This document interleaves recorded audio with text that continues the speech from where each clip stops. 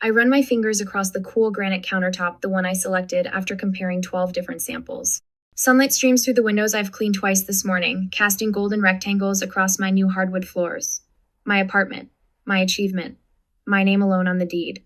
The doorbell chimes, sending a flutter of anxiety through my chest. They're here. I smooth my blouse and open the door, greeted by my mother's critical gaze as she scans the entryway. Amy, darling. She air kisses near my cheek, the scent of her expensive perfume invading my space. Her eyes narrow at the modest decorations I've arranged. Couldn't you have hired an interior designer like the one Jessica uses? This place could have so much more personality. Dad steps in behind her, already checking his phone. Traffic was terrible. Is there parking validation? Jessica sweeps in last, designer sunglasses perched on her head, phone in hand. She gives the apartment a cursory glance. It's cute, smaller than I expected. It's 2 bedrooms, I reply, swallowing the defense rising in my throat. Perfect for me. I lead them through the tour I've rehearsed, pointing out features I've worked months of overtime to afford. The south-facing windows bring in natural light all day. And I negotiated a great deal on the upgraded appliances. Dad nods absently, thumbing through emails. Did you see my latest post got 5,000 likes? Jessica interrupts, thrusting her phone toward our parents.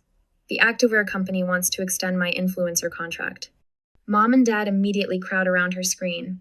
Show us, Mom exclaims. Your social media is really taking off. That's my girl, Dad beams, suddenly attentive. Always knew you'd make a name for yourself. I stand forgotten by my carefully selected kitchen backsplash. I got promoted to senior manager last week. I offer when there's a lull. 3 years instead of the usual 5. That's nice, dear, Mom says without looking up. Now about Jessica's influencer collaboration. A memory surfaces. Me at 12, saving every dollar of allowance for months while Jessica blew hers on mall trips. When I finally had enough for the laptop I needed for school projects, I showed my parents proudly. That's a lot of hard work, Dad had said distractedly. That same night, Jessica came home with new designer jeans Mom had bought her just because. The scene repeats with different props as we grow. My full scholarship announcement met with distracted nods at dinner, while Jessica's barely passing graduation warranted a backyard celebration with 50 guests. Anyone want coffee? I ask, returning to the present. I've got that special blend from the local roaster. No one answers. They've migrated to my small balcony where Jessica is taking selfies, positioning herself to capture the city view I fell in love with. This would make such a cute background for my wellness series, she says, though I'd need to filter out those power lines. My parents nod appreciatively, as if she's discovered something I've never noticed. After they leave early, because Jessica has a thing, I stand in my quiet apartment, feeling the hollow victory. 3 weeks later, I'm in the dealership signing papers for my new SUV. Not brand new, but new to me. 3 years of saving while driving a car held together with hope and duct tape. The salesman hands me the keys. Congratulations, Miss Morgan, she's all yours.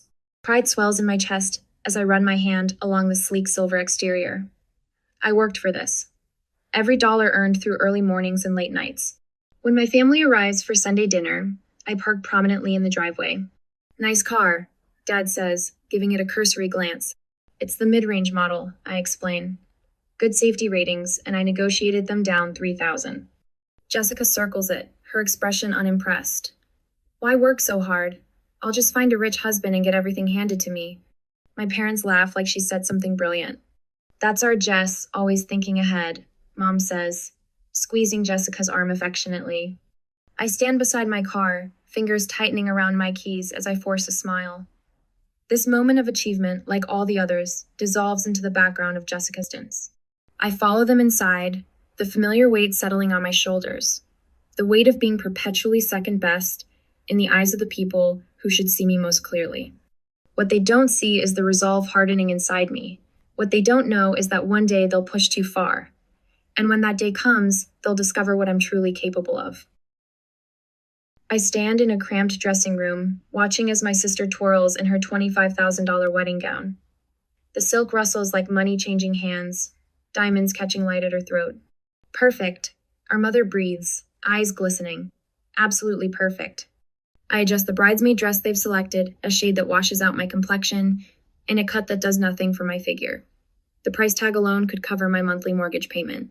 Tyler's family has connections to everyone, Jessica emphasizes, examining her reflection from another angle. This wedding is going to be featured in 3 different magazines. Mom fusses with Jessica's train, spreading it out to maximize the dramatic effect. Our daughter has truly made it. I catch my mother's gaze in the mirror as she looks over at me. This is what real success looks like, Amy, she says, her voice honey, sweet but eyes sharp. Not everyone understands the value of making the right connections. I bite my tongue until I taste copper. Across the boutique, I notice Tyler's mother and sister exchange a glance I recognize concern masked as politeness. They see what my parents refuse to acknowledge. The invitation to Jessica's destination honeymoon arrives through Instagram. Their trip to the Maldives fills my feed for 2 weeks straight. Overwater bungalows, champagne at sunrise, designer swimwear meticulously arranged on pristine sand. My promotion email arrives the same day as Jessica's posts of her new Range Rover. Congratulations, the subject line reads.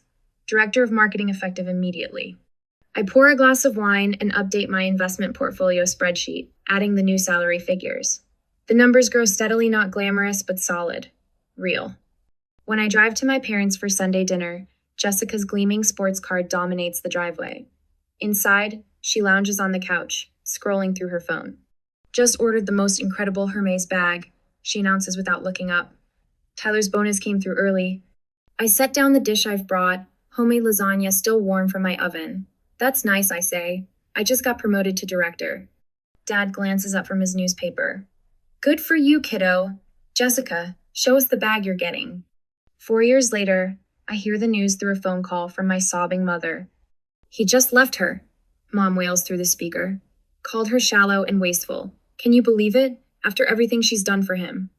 I grip my phone tighter, thinking of the luxury vacations, the wardrobes of clothes with tags still attached, the sports cars traded in yearly. What exactly happened?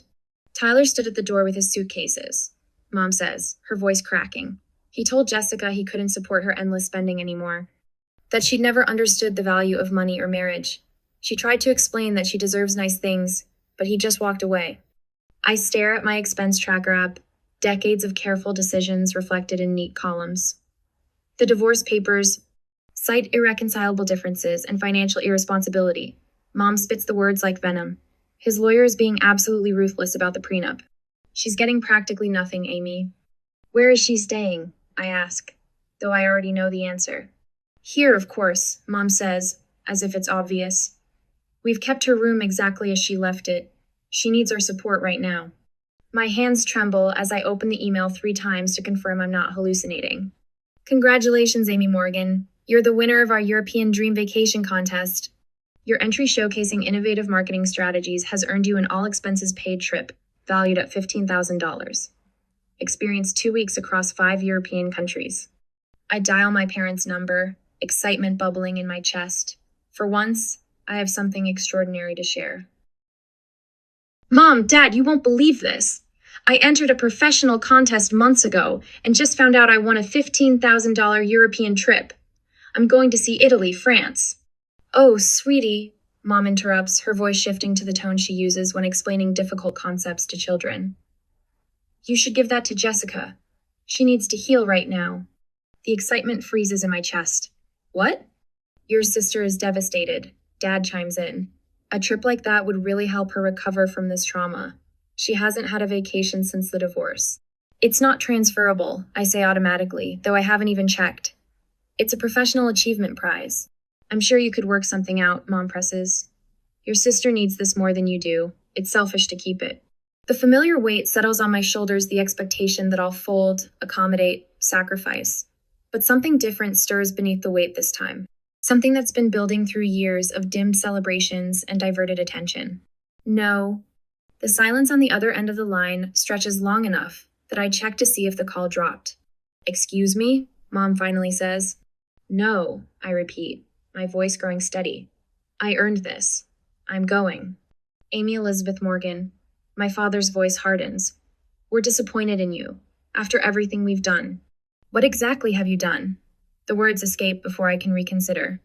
When have you ever celebrated my achievements the way you celebrate Jessica's existence? I hear the front door open in the background of the call, followed by Jessica's voice asking what's happening. Your sister is being selfish, Mom explains loudly. She won a European trip and refuses to give it to you. Jessica's voice comes through clearly, shrill with indignation. Are you serious? You've always had everything easy. You have a job and an apartment. I have nothing. I have those things because I worked for them, I say, surprised by how calm I sound. Just like I worked for this trip. We raised you to care about family, Dad says, disappointment heavy in his voice. I do care about family, I reply, but I also care about myself. I end the call and stand in my quiet kitchen, shoulders square for the first time in years. My reflection in the window shows someone I barely recognize, someone with a straight spine and clear eyes. 2 weeks in Europe, away from their expectations and disappointments, away from a lifetime of second place. I book my flight that night.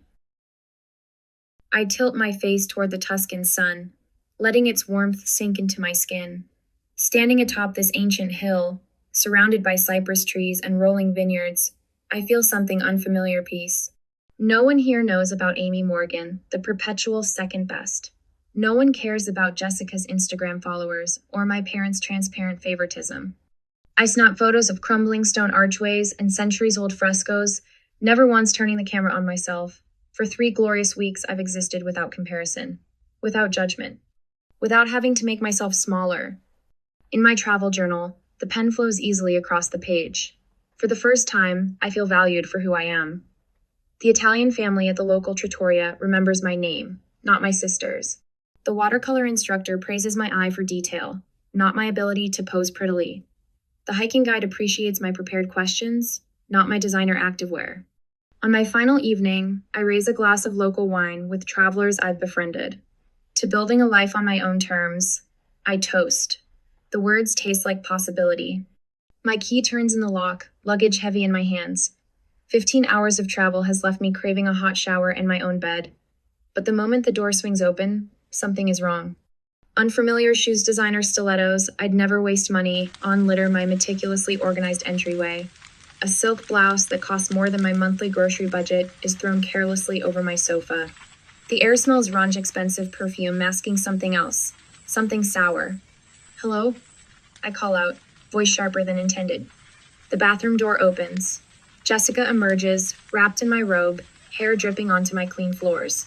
Oh, she says, barely glancing up from her phone. You're back already? My throat tightens. What are you doing in my apartment? She shrugs, scrolling through social media. Mom and Dad gave me a key. I needed somewhere to stay. They're on speaker, actually. She gestures toward the phone on my kitchen counter. I drop my bags and stride across the room. Mom? Dad? Why does Jessica have a key to my apartment? Amy, don't make a fuss. My mother's voice crackles through the speaker. Your sister needed somewhere to stay while sorting things out.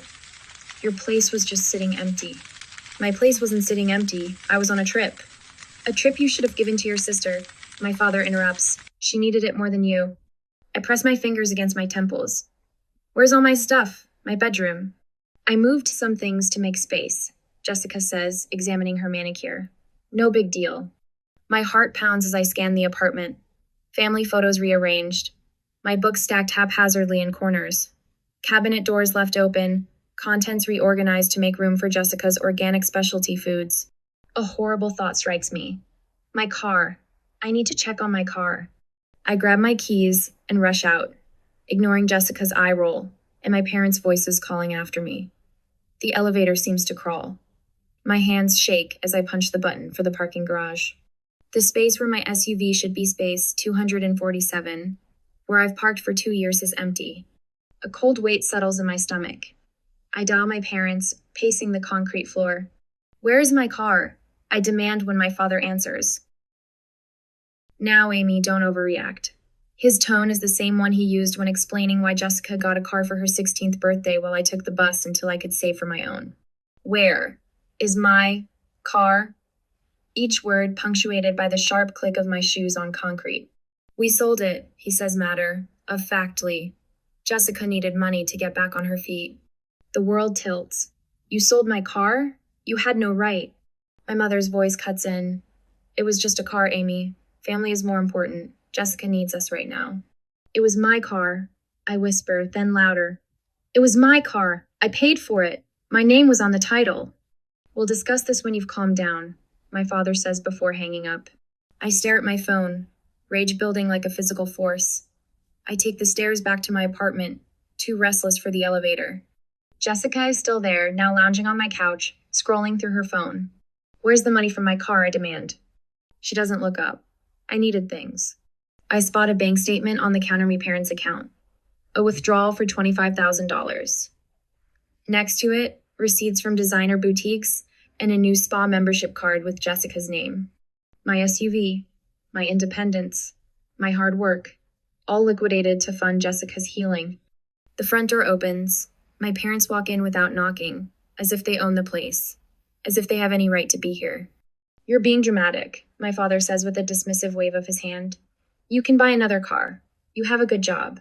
You stole from me, I say, my voice unnaturally calm.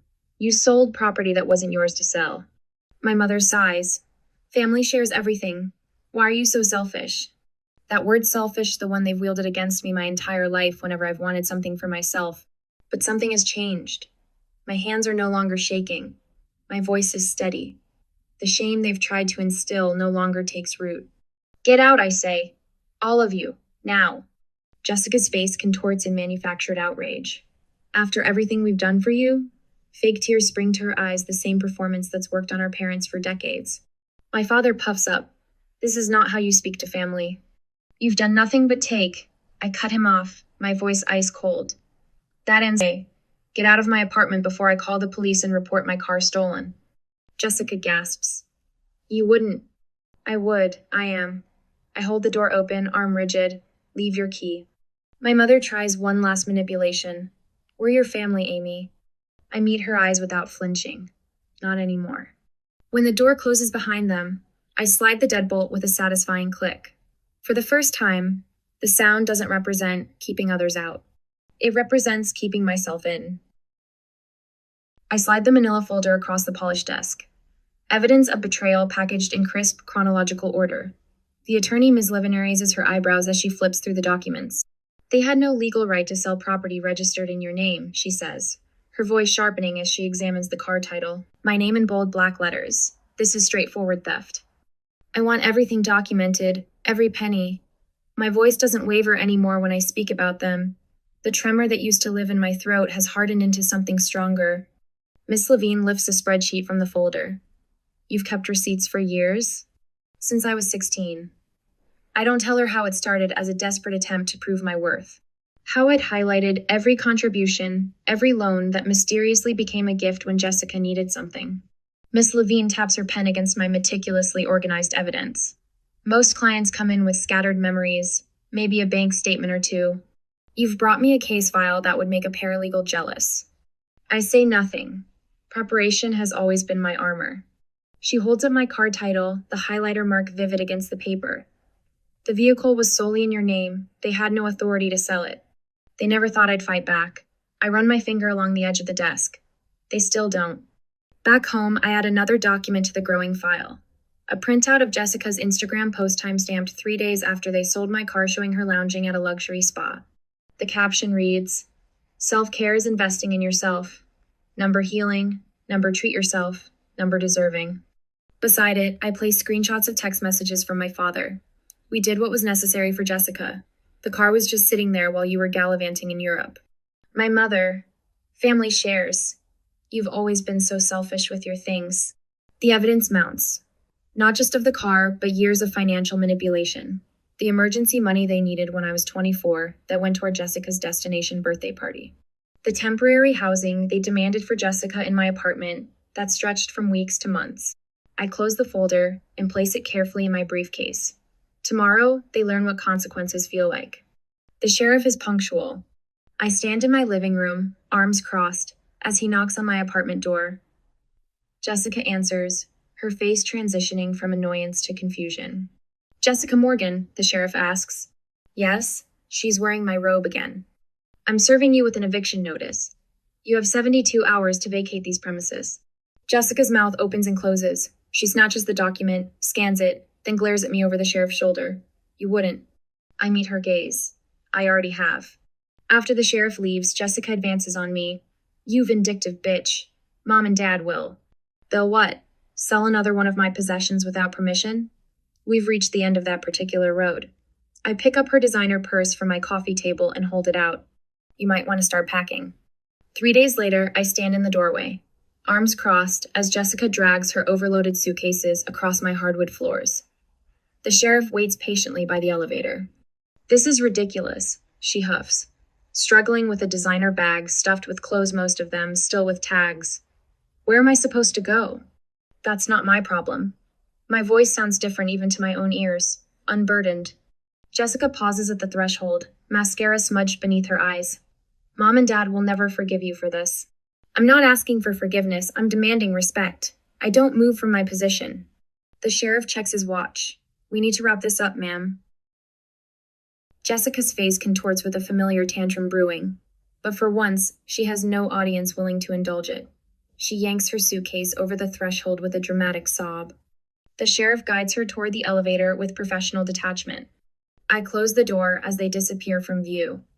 The silence in my apartment feels like a physical presence, clean and untainted.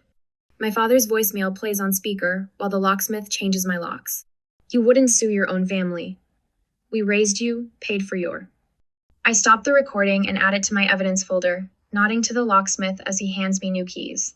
The security system will send notifications directly to your phone, the technician explains as he installs sensors on my windows.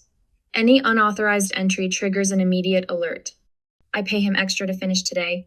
Tonight, I'll sleep in my space truly mine for the first time in weeks. Their living room looks smaller than I remember. Mom perches on the edge of the sofa, tissues clutched in her hand. Dad stands by the fireplace, arms crossed, face flushed. Miss Levine sits beside me, her briefcase open. You have two choices, I state, my voice steady. Return $30,000 plus damages, or we proceed to court. We don't have that kind of money. My mother's tears flow freely, the same tears that once paralyzed me with guilt. Dad slams his hand against the mantel. This is extortion. This is justice, miss. Levine corrects, her tone professionally detached. The documentation is comprehensive. The unauthorized sale of the vehicle, the misappropriation of funds, the pattern of financial exploitation. Exploitation? My mother's tears evaporate. We're her parents. Yes, I say, and parents shouldn't steal from their children. Where are we supposed to get $30,000? Dad demands. I look around the house. I grew up in the house. They remortgaged twice to fund Jessica's whims. Then you'll need to sell the house. You have 30 days to make arrangements. My mother gasps. My father's face drains of color. Amy, he starts, his voice softening into the cajoling tone that once worked so well. Sweetheart, we can work something out as a family. We already tried that approach. I close my copy of the legal documents. It didn't work out well for me. As we leave, I don't look back. The weight that's lived between my shoulder blades for decades feels lighter with each step. Is it really revenge when you're simply demanding justice? The thought follows me to the car where, for the first time, I allow myself a small smile. They never imagined I would fight back. They're about to learn that years of dismissal and theft create a formidable opponent. I straighten my navy blazer and check my reflection in the courthouse bathroom mirror. My hands are steady a welcome change from the trembling that haunted me after discovering Jessica in my apartment. The woman staring back at me stands taller than she did 3 months ago. The door swings open, and I step into the marble-floored hallway where my attorney waits, briefcase in hand. The click of my heels against stone echoes with each deliberate step. Then I see them huddled together at the far end of the corridor. Mom's eyes are puffy. Dad's shoulders slump beneath his worn suit jacket. Jessica stands slightly apart, scrolling through her phone as if this is all a minor inconvenience. They spot me. Mom rushes forward, arms outstretched. Amy, sweetheart, we can still fix this as a family. Her perfume invades my space, the same scent that filled my apartment when I returned to find a stranger living in my home. This isn't who we raised you to be. Dad steps closer, voice low. Think about what this will do to our reputation, to your mother's health. Is that what you want? I feel a familiar pressure building in my chest, the weight of family obligation. For a moment, I'm 12 again, swallowing disappointment as my achievements fade into the background of Jessica's existence. Jessica finally pockets her phone and hisses, "You're destroying our family over a stupid car." The pressure in my chest dissolves, replaced by a clarity that straightens my spine. This stopped being about the car the moment you felt entitled to take what wasn't yours. My voice comes out steadier than I expected.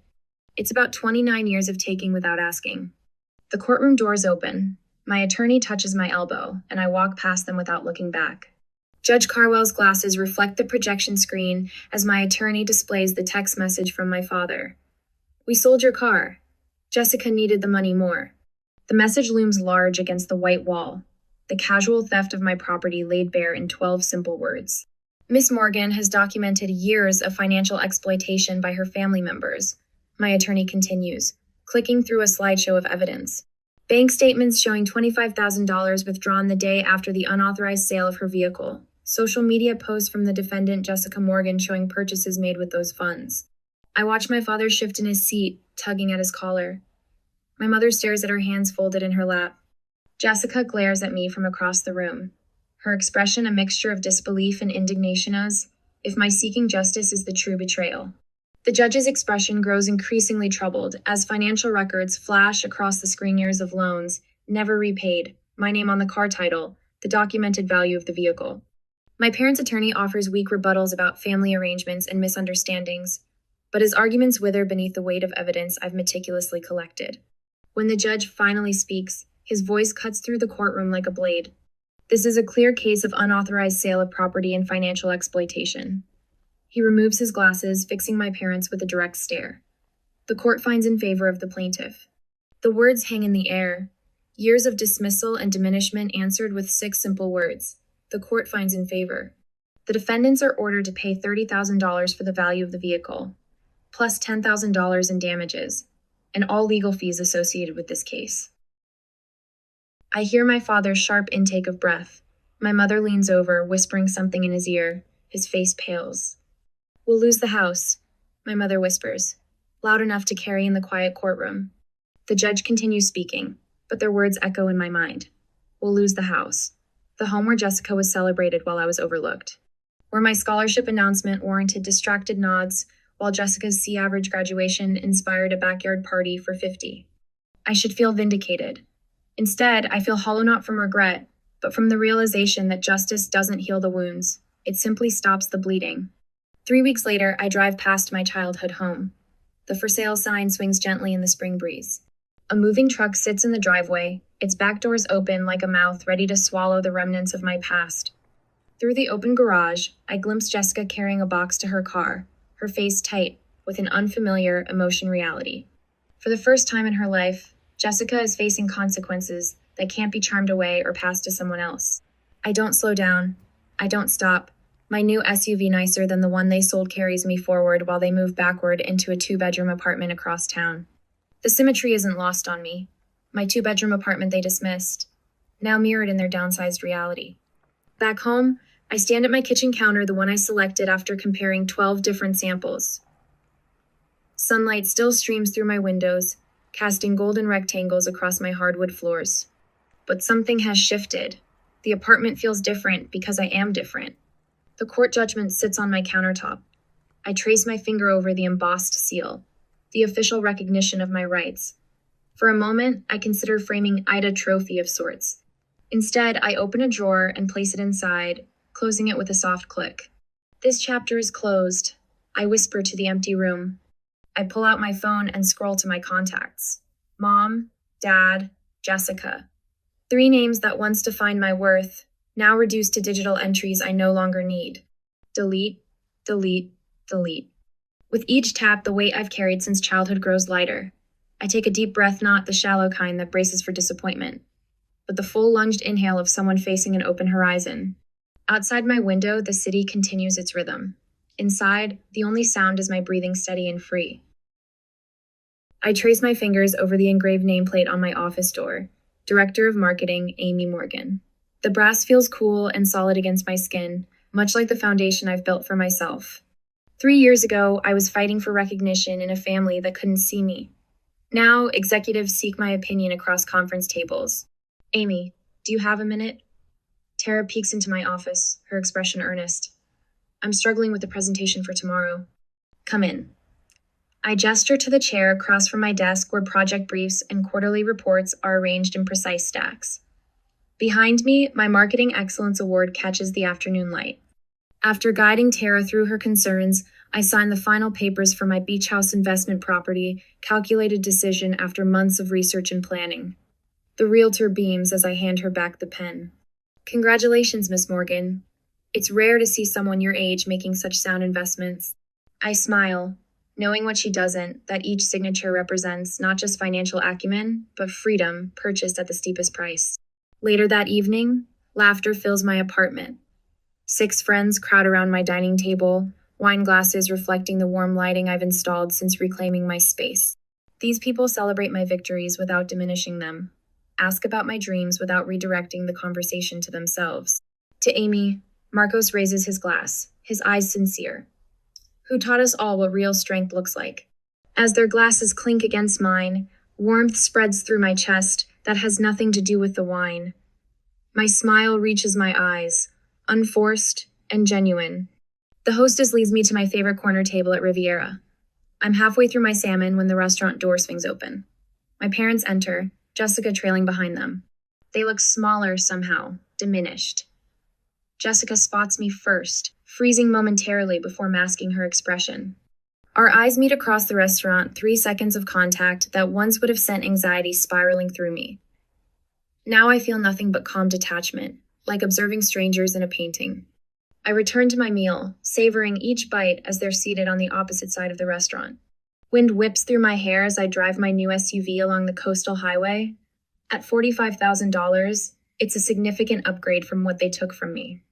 The dashboard holds a small framed photo from my European trip, me standing alone on a hillside, arms outstretched, face tilted toward the sun. Some prices are worth paying for peace, I whisper to the open road ahead. My parents think I should keep supporting my brother financially, even though he gambles it away, Elise says, her voice trembling slightly. She's the newest member of my team, brilliant but burdened. Family doesn't always mean loyalty, I tell her, remembering my own journey. Respect must be earned, even from those who share your blood. She looks up, surprised by my directness. Self-reliance is the most valuable achievement, I continue, choosing my words carefully. And setting boundaries isn't selfish, it's necessary for survival. That evening, I spread travel brochures across my coffee table grease. New Zealand, Morocco. Solo adventures calling to a woman who no longer fears standing alone. Beside them lies my investment portfolio, growing steadily, and plans for renovating my kitchen with the exact backsplash I've wanted. I open my journal, a habit I've maintained since rebuilding my life, and write, "The family I choose will be the one I deserve." Each word feels like shedding another layer of the woman I was the one who measured her worth by others' validation. The apartment is quiet except for the scratch of my pen against paper, but the silence no longer feels empty. It feels like mine.